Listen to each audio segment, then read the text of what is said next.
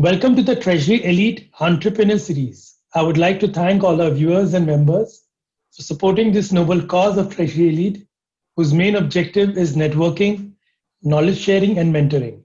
Time and again, we bring in world class speakers and business leaders across the world in the field of treasury, global financial markets, entrepreneurship, and conduct various programs, webinars, and conferences in different formats. Treasury Elite Entrepreneur Series is one such format where we learn from industry thought leaders about their experiences of running their business, opportunities and challenges they encounter, and broad global trends they see for the future. Good afternoon, everyone. I am Abhishek Goenka, founder and CEO of IFA Global and Treasury Elite. We bring in world class FX, treasury, and financial transformations for companies across India over the last 15 years. And today we have Mr. Mahesh Desai, founder, Mira Group of Companies, and chairman, EEPC, the Engineering Export Promotion Council of India. Born in a freedom fighter family, he grew up in Gandhian principle. Simple living, high thinking, Vidya with Vinay. That is, knowledge with humanity and humbleness. He is highly qualified, first generation technocrat entrepreneur with basic degrees in science and engineering, founded Mira Group in 1967 and have been associated with EEPC since 1975. He is associated with BIS, worked in various projects under UNICEF, World Bank, Asian Development Bank, African Development Bank, European funds, Japanese funds, Scandinavian country funds, etc. He's also worked in consortium projects with Mitsubishi International and various other Japanese companies. He won the first Entrepreneur Udyog Patra Award from the Vice President of India in 1980. Welcome, Mr. Desai. How are you doing today? Thank you. Great. Glad to have you today in the part of Treasury Elite Entrepreneur Series.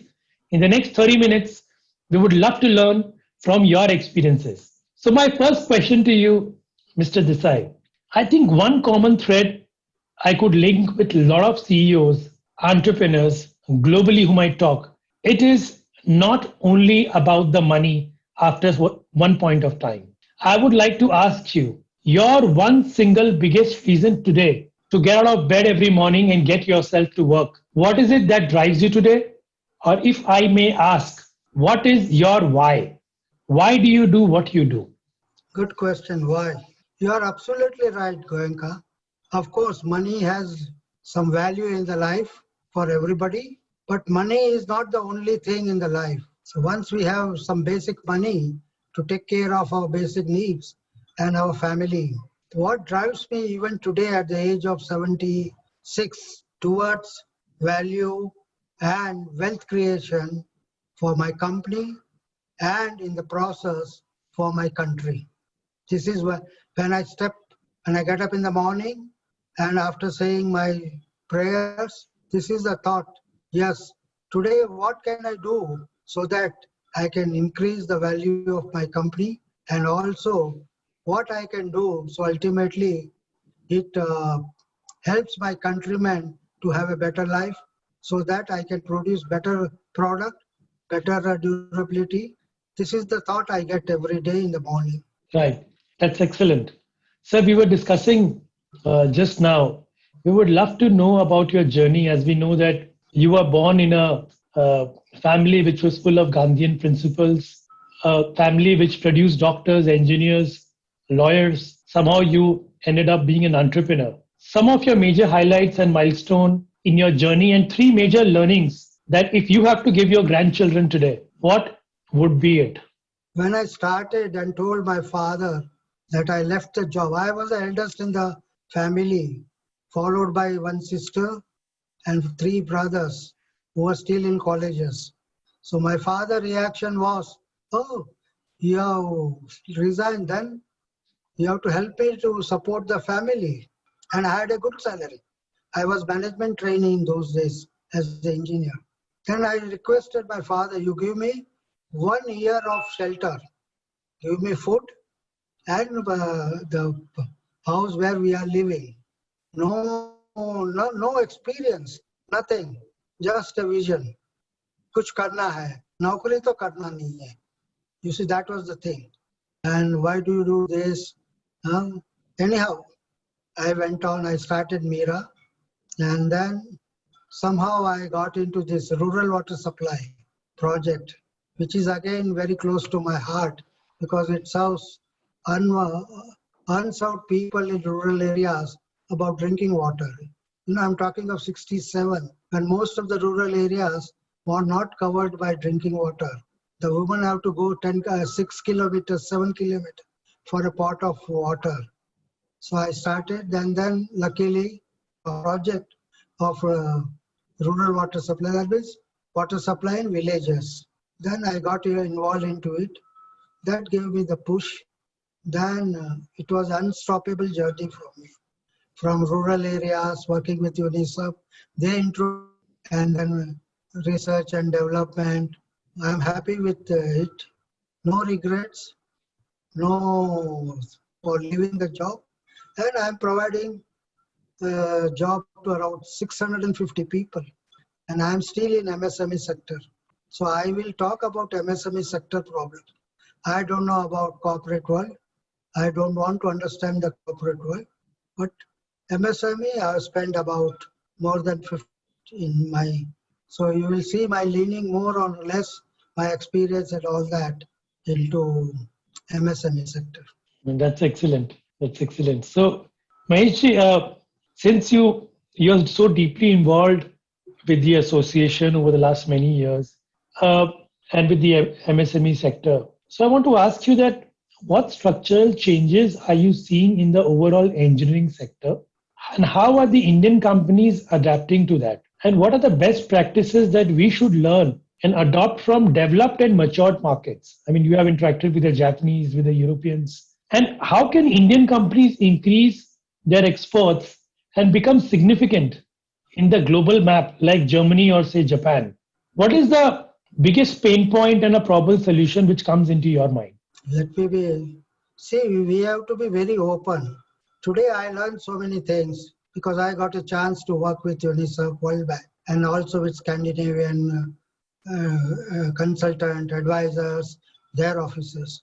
So our MSME sector should be open and government should help them to travel abroad, to attend seminars, to attend exhibitions, to see new product. So they have to be open to adopt, learn, and then finally absorb those practices and those technologies into their product. And also they have to focus now on skill development because every 3 years technology is changing. Earlier, every 10 years technology used to take some turn, and it is to come to India after 10 years, 15 years. So we had enough time to make money on our old technology and old product. Hota hai, chalta hai. But now it's not going to be there.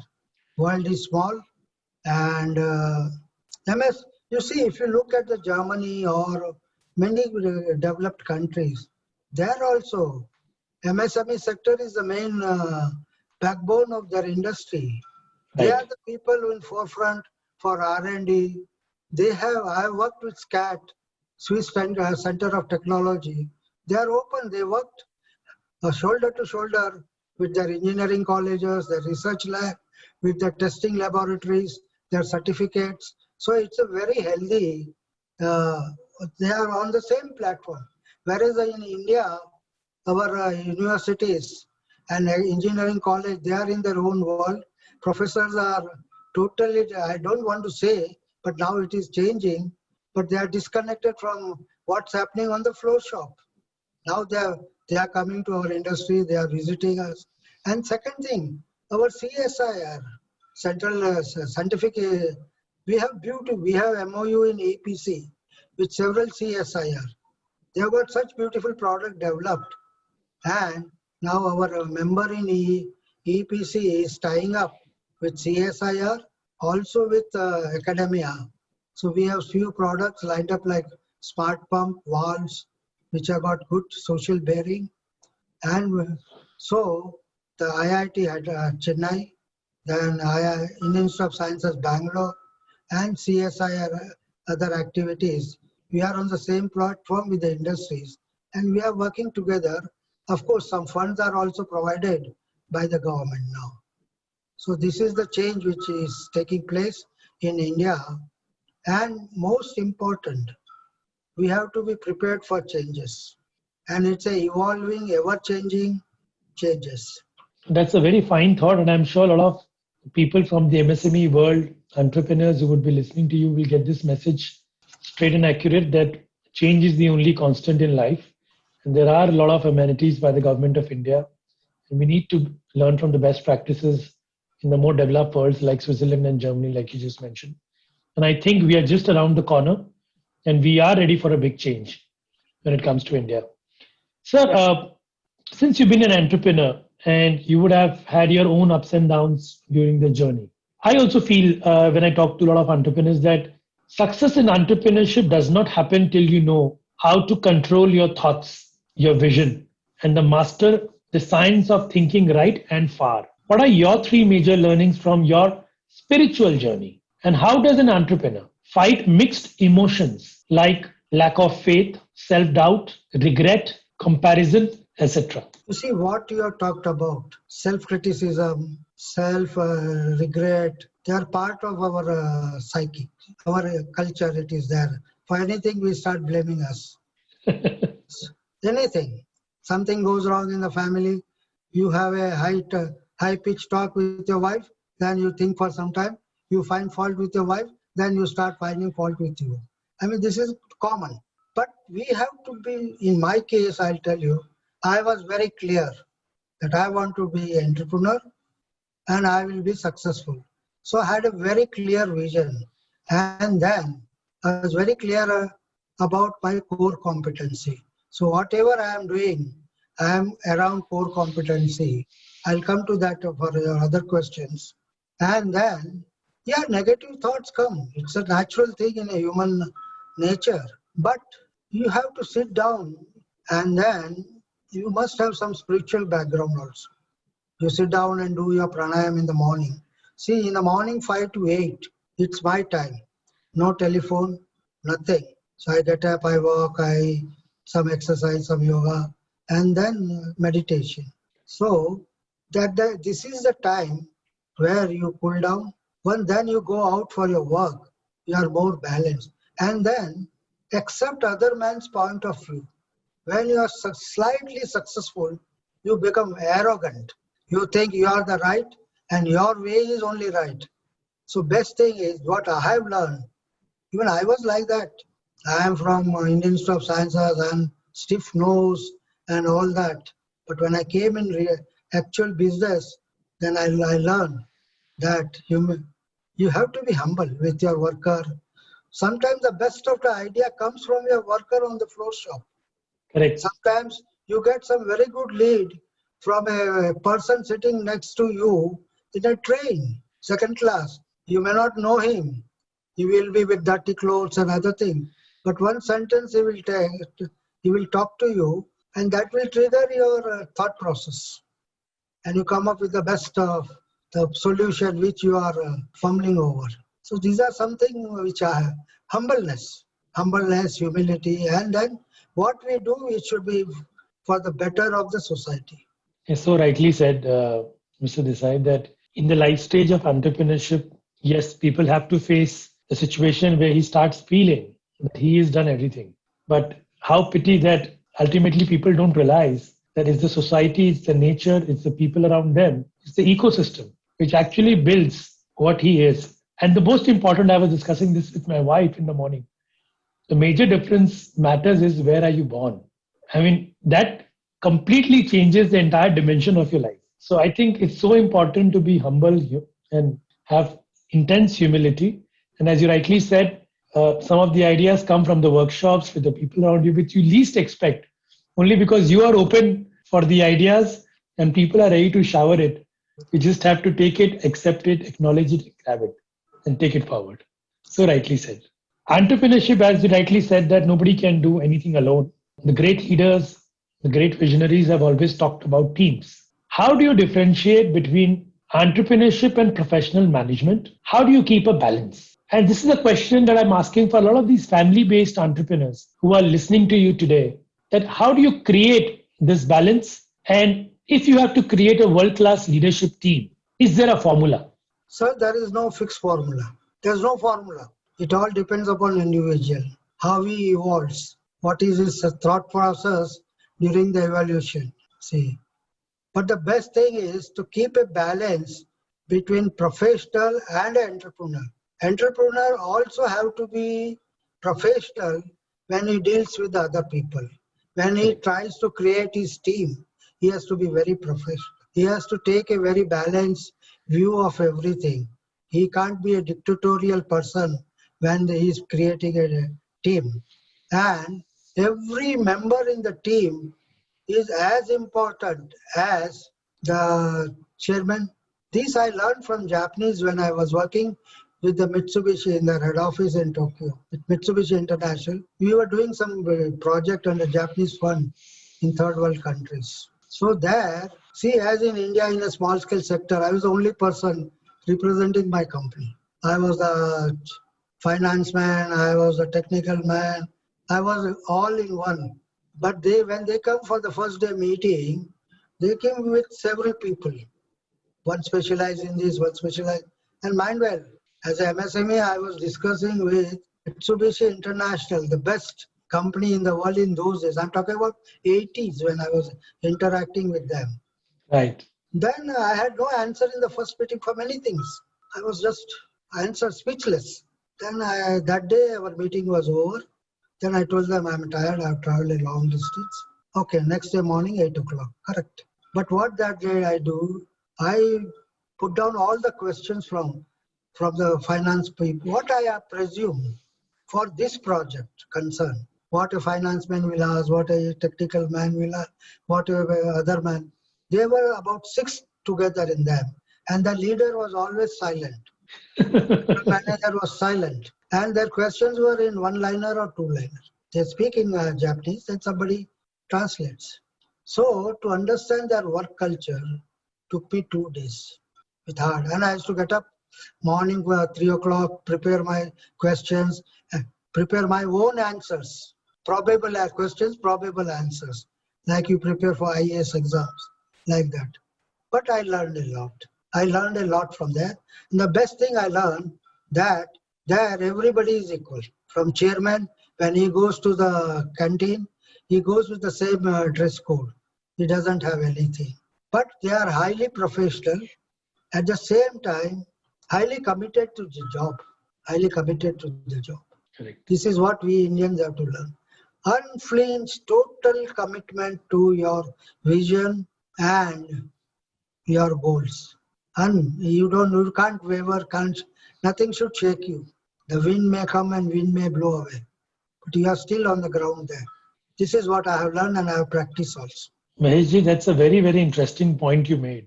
And I think it's often said that pain is equal to progress if you actually reflect on that pain. And I think the Japanese have had enough pains continuously in the last many decades. They have not been fortunate like the rest of the world. And I think that's what has given them immense work ethic and immense, focus towards their work. In fact, I was talking to one of my clients who was a Japanese pharma company, and he said the way the Japanese operate, and you will endorse me on that, is that they will take out the last discussion which was done 1 year back, and that document will be in a folder possibly would have done in 2019, and they will take out that page and they start the discussion from that page. They will not start the discussion from 2020. And the other gentleman who was a treasurer of a large Japanese bank, he was telling me that if there is a 1 rupee difference in the balance sheet, in the treasury, they would have a complete inquiry which will take it for 6 months, that how did that difference happen in the entire scheme of things. They are not bothered about that 1 rupee, they are bothered about the system, the process, and if there is an ethics bypass. So I think such an amazing point that you put across for the Japanese. I think everybody who's listening to us today, it will be an eye-opener, especially their work ethic and their focus towards their vision and goal. Any instance else you remember about the Japanese that you would like to add? Yeah, one thing I learned there, you see, at certain time of the day in their headquarters, Mitsubishi headquarters, there was a prayer room at certain place. So everybody has to go there and sit there in silence for 15 minutes. So I also used to go there. That's a good practice to decarbonize you with your work stress and so many things. And this helps. See, meditation helps. It's not the religion, it is not this or that. It is to try to understand your own mind, your thought process. And you can understand your thought process when you drive away other thoughts from your mind. It's not an easy process. No, agreed. So this is one common thing that when we talk, people talk about Vipassana, which is brought by Goenka ji and various other meditation practices. This is one thing which I have seen across people who have been successful. It's not necessary that they do that 15-20 minutes ritual every day, but they're extremely mindful about what they are doing at 24 hours a day. So they are being in the present, they are mindful, they are understanding every action. Subconsciously, they are not doing anything. And I think they're always in the form of meditation, as you rightly said. So I think it's so very relevant in all the worlds, I would say. Sir, one life-changing personal experience for you, and how did you evolve post that? If you could share one experience with us, one life-changing personal experience. I had to travel 60 years back to today. What is a life-changing? Life-changing experience is changing the business. It has changed my way of thinking, way of life, way of other things. To start the business and take the risk without capital, without references, without anything in the market, to jump into the sea straight away. That was my change. But one thing which I regret, as all CEO regrets at this age, I could not give my time to my family. I was traveling in initial days for 10 months a year to business. So the other good thing, you can say that change, that I was lucky to have a good wife, understanding wife. And we are still there. We have completed more than 50 years. Oh, congratulations. Congratulations, Mahesh ji. I Thank think you. that's a phenomenal achievement. And And I then think, yeah, she comes from a academic background. She was teaching chemistry in the university. Her father was a vice chancellor, planning commission member in India, from London School of Economics. Such highly excellent. qualified people. And then I was a man who have no time, nothing. They plan everything in advance, that timetable. Yearly timetable will be there on the next year. So she has changed her way of life, supported me. That is also, it's a luck. Whatever So you say, it is there. if I may ask, Mahesh ji, what's her name? My name, Her name, Geeta. Geeta. I think Geeta ji has played a very important role. And I would tell you this, that the point that you made today is very, very common when I talk to people across. People who are into export business, people who have been dealing with multinationals, they are 200 days on a flight. And everybody comes in back and says the same thing, that we did extraordinarily well because we were passionate about the business. But we just feel that we could not give time to the family, and our wives have been very supportive because they took care of the children and the chores of the household. And I think I should congratulate Geeta ji for being such a supporter. And I'm sure without her, Mahesh ji and his journey would not be complete. Correct, you are right. I'll convey your greetings to her. Yes, please. Please. Sir, my last question to you. One fun fact about you which people do not know so far. Yeah, after my studies, my special subject in Bangalore was nuclear power plant. In 60s, mid 60s, nuclear power plant, nuclear thing was big thing. Right. The nuclear power plant was something. So I wanted to become a nuclear power plant engineer. And BARC has come up, Homi Baba was there. And I got admission in that in MIT also. But this is the point. I don't regret. If I would have gone to MIT, I would have been another some second level or third level, and I would not be able to have this exposure and experience. But that is the fun part which I regret. I should have gone to MIT. Everything was there. Mahesh ji, I was talking to Mr. Saraf of the Mm. FIO, Mm. Mr. SK Saraf ji. Ji. He is also from a similar background, an engineer, very bright engineer. He also got an opportunity to go to the US, and he built his company known as Technocraft after that. I'm sure you must be meeting in common. Yeah, I know him He's a good friend of mine. We know Yes. each other from last 20 years. Yes. So he told me the same thing. But then he also told me this कि अभिषेक technocrat कैसे बनता अगर हम बाहर चले जाते तो शायद आपके लिए भी I mean we don't know but शायद यही लिखा था and I think it's been a great development. So Maheshji, one more question I would like to ask you. You have a plethora of experience. You employ so many people. You would have trusted so many people in life. You would have made some wrong decisions in terms of people in life.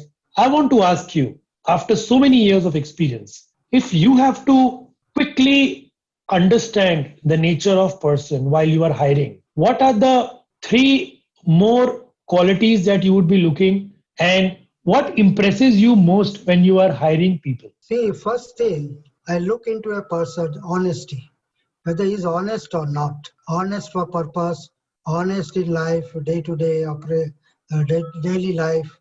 And then, is he committed to his work? Is he committed? We try to ask questions on this periphery.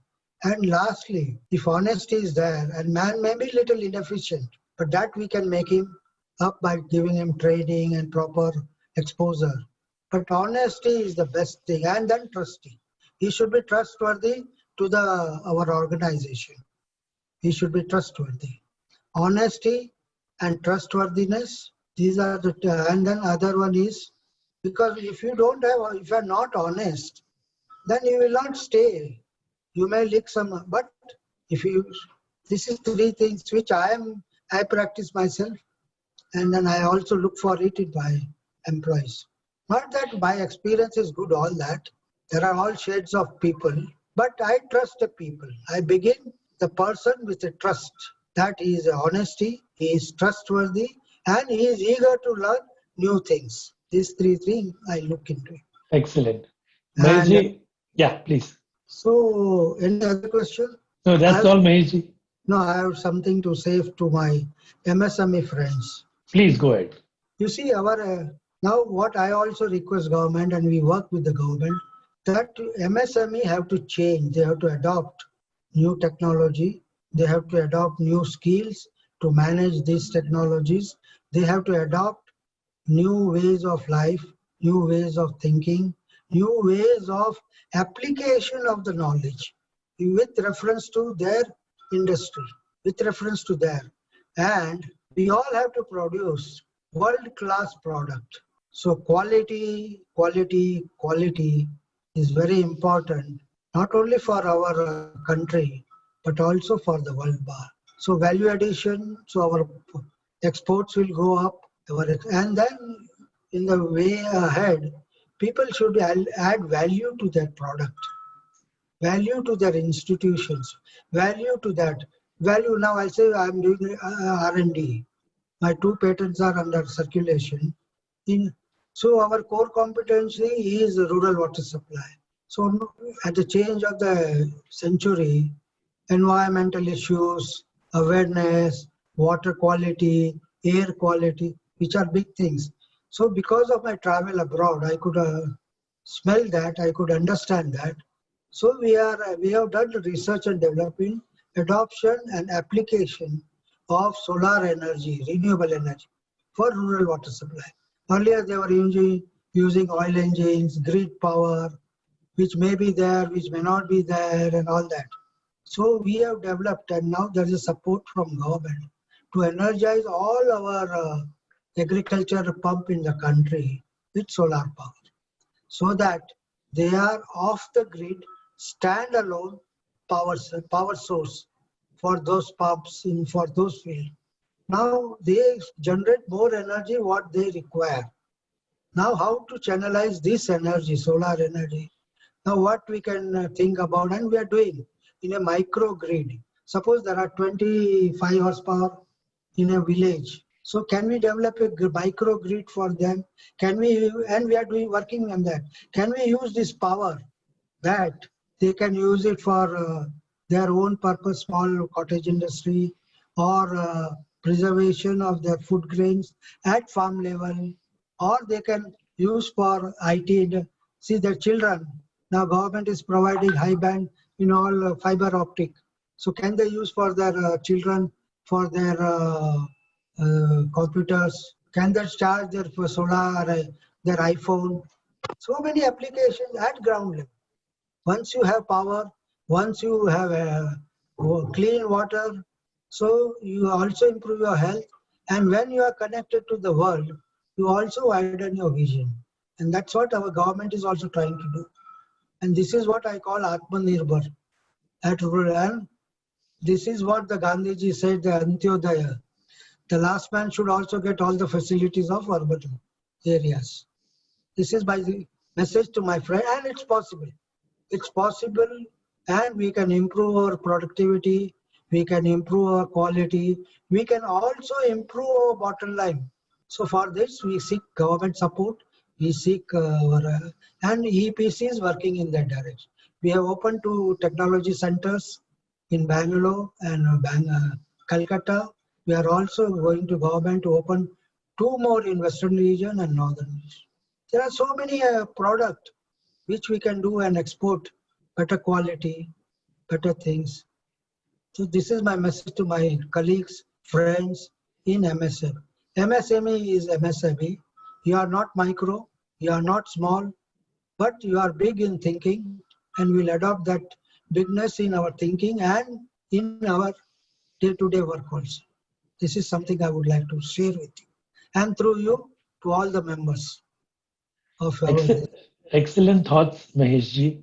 It was a very important message that you sent to all the MSME community. And I promise you this video would go to around 40,000 people. It will be, a lot of people would be also from the MSME sector, maybe not from EPC, but from different associations and probable export import community. And I'm sure they would be able to take some idea from your thoughts, which is very, very relevant. In fact, I was seeing a very interesting documentary of Mr. Bill Gates about how he transformed the problem of poor garbage and drainage systems in very poor countries in like Africa, etc., and how he built a system which was self-generating, and the garbage used to go there, and also at the end you should get clean water, and you should also be able to produce electricity, so that it was a self-sustaining model. You could just pick it up and put it across. So you should see that documentary. I think it's in Netflix on Bill Gates. It could be something of interest to you since you are from that particular area.